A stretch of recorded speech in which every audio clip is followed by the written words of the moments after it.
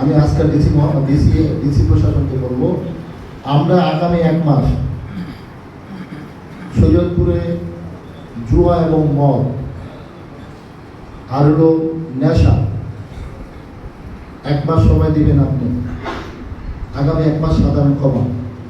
এই 1 মাসের মধ্যে যারা নেশা বিক্রি করে, যারা নেশা খায়, যদি এলাকায় থাকতে হয় তাদেরকে এগুলা ছেড়ে দিতে হবে।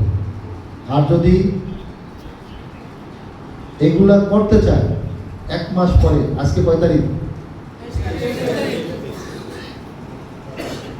মার্চের 23 তারিখ, মার্চের 24 তারিখ থেকে আমি প্রশাসনকে অনুরোধ করব, মার্চের 23 তারিখ থেকে কোনো পেশাদার নেশাখোর এবং নেশা বিক্রি করে যারা, তারা বাহিরে থাকবে না, তারা সবাই লকাবে থাকবে।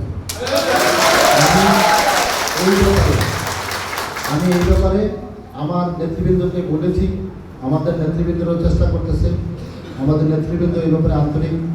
আমি গুলশানের সন্তান হিসাবে আমার পরিবারের অন্য কোনো সদস্য নেশায় আক্রান্ত হয়ে নেশাগ্রস্ত হয়ে ধ্বংস হয়ে যাবে আর আমি এমপিগিরি করব, এই জন্য আমি এখানে আসি নাই।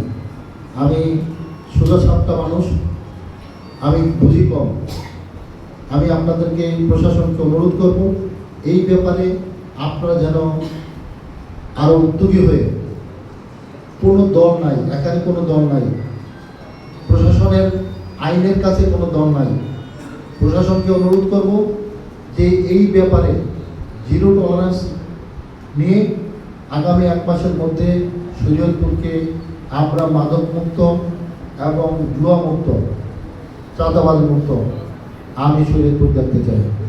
আমি এর বাইরে যদি হয়, যারা পারবেন না, প্রশাসনের যারা অক্ষম হবেন তারা অন্য জায়গায় চলে যাবেন।